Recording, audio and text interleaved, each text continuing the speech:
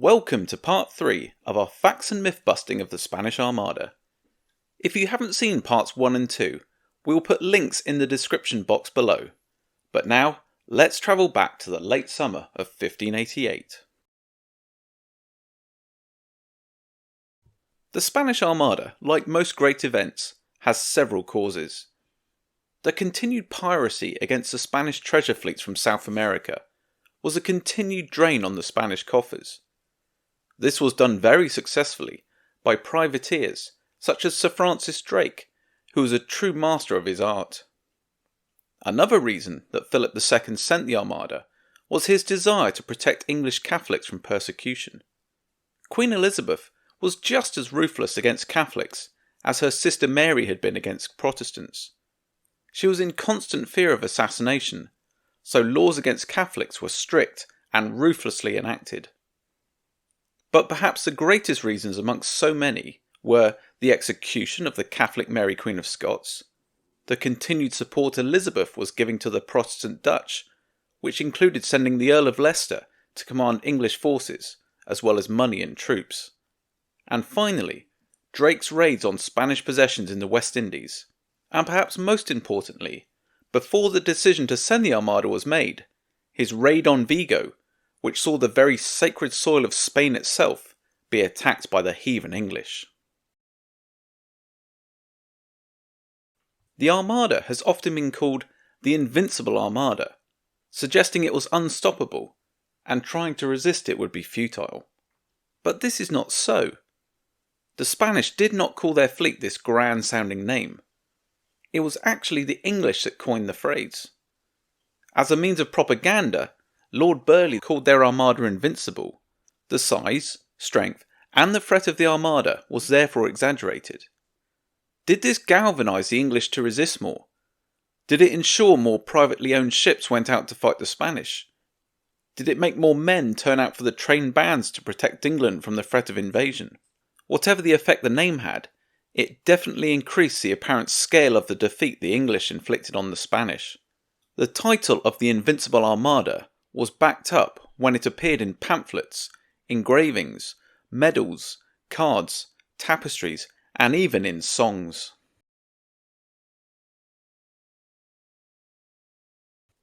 Even before the Spanish left the safety of their own harbours, they were more than aware of the tactics the English would use, firing at long range to avoid hand-to-hand fighting. Years of fighting and defending their treasure ships against the piratical attacks of men such as Hawkins, Drake and Frobisher had given the Spanish vast experience. Before sailing, Philip II warned Medina Sedonia about it, but did not help by suggesting any way to counter the tactics. He ordered the Armada to group together, stick to their rigid formation no matter what, and by strength of numbers and weight of arms, force their way up the channel to avoid combat where possible. The man who would have led the Spanish Armada was the great sea captain, the Marquis of Santa Cruz, Captain General of the Ocean Seas, hero of Lepanto, victor of Terceira, and conqueror of the Azores. He was a veteran campaigner, but his age and the extreme responsibility on his shoulders wrought havoc on his health. Not surprisingly, by the time the Armada was being put together, he was not fit for command. Philip II sent an auditor to check on the Marquis and the progress of the Armada's organisation, but by the time he arrived, Santa Cruz was so ill and delirious, he did not know who had come to see him.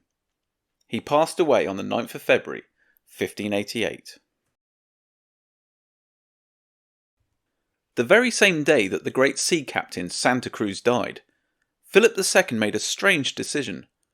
Well, strange in some ways, perhaps understandable in some. Medina Sedonia was chosen not for his naval experience, but because he was the only high-ranking nobleman available who could gain respect from the other commanders. Medina Sedonia was appalled when he heard of his appointment, and did everything in his power to be excused. In one pleading note he wrote, "My health is not equal to such a voyage. I know by experience of the little I have been at sea that I am always seasick and always catch cold." When this pitiful ploy fell on deaf ears, the Duke tried a more rational argument. He stated, "Since I have no experience, either on the sea or of war, I cannot feel that I ought to command so important an enterprise. I know nothing of what the Marquis of Santa Cruz has been doing, or of what intelligence he has of England. I feel I should give but a bad account of myself, commanding thus blindly, and being obliged to rely on the advice of others, without knowing good from bad, or which of my advisers might want to deceive or displace me." Philip's response can be summed up more or less as, "You come from a distinguished and noble family. You are my man." One did not argue easily with 16th century monarchs. So at the start of May, Medina Sedonia, a man who knew all about growing oranges, but absolutely nothing about sailing, the sea or war, boarded the flagship San Martin. He led 2 squadrons of Portuguese and Castilian galleons, 4 Nepalese galleons, 4 squadrons of 10 ships each under Hugo de Moncada from Biscay, 34 lighter ships, 23 supply ships, in all 133 ships carrying 17,000 soldiers, as well as sailors and priests, and supplied with about 120,000 cannonballs.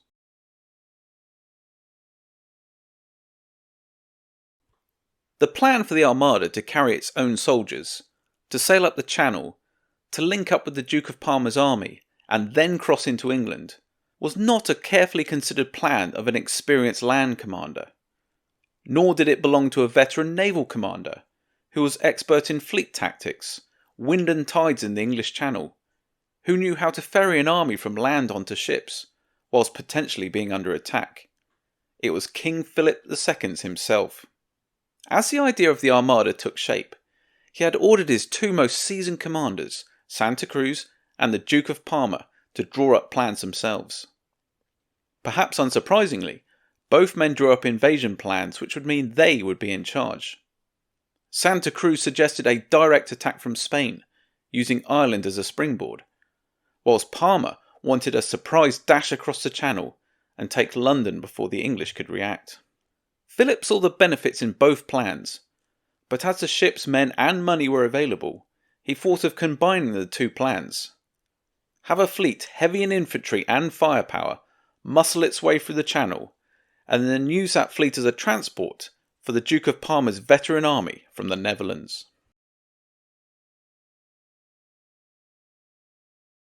The first ship to be captured by the English was the Nuestra del Rosario. It was not English action that disabled it, but poor Spanish seamanship. It had collided with another ship.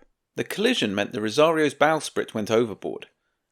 Despite the Rosario carrying the Spanish Armada's pay chest, and being perhaps the most powerfully armed ship in the fleet, Medina Sedonia and the Spanish fleet carried on, leaving the Spanish ships surrounded by the English. Before nightfall, all English ships were ordered to keep lights on during the night to avoid collisions. Sir Francis Drake, even though second in command, disobeyed orders and doused his light, so he could break away from the English fleet and snap the Rosario up. Daylight showed the captain of the Rosario that he had been left alone with the 500-ton warship Revenge, led by Sir Francis Drake, El Draco, the Dragon. Drake called from the Revenge, "I am Francis Drake, and my matches are burning." The captain, Don Pedro de Valdez, did not see any shame in surrendering to the most famous sailor England had ever produced. He struck his colours without a shot being fired. If a captain of a ship today, or even someone as high up as Drake, had disobeyed orders so blatantly, surely he would have been court-martialed. But the capture of the Rosario gave the English a great insight into how the Spanish ships were armed, how they meant to fight. Drake took special note of guns and carriages, and removed much needed gunpowder and shot, and noted their expected way of fighting. The pay chest was estimated at 50,000 gold ducats, which in today's money could be around £2 million.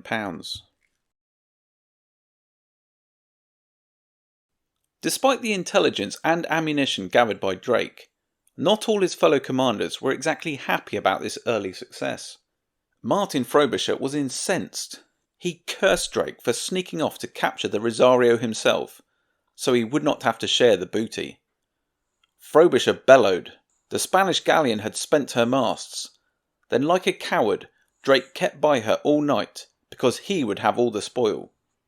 He thinketh to cozen us of our share of 15,000 ducats, but we will have our shares, or I will make him spend the best blood in his belly, for I have had enough of those cozening cheats already. It was not just the Spanish amidst the Spanish Armada. Spain at the end of the 16th century controlled many areas of Europe, and so the fleet consisted of Irish, French, Basque, Italians, Portuguese, and even some Catholic English.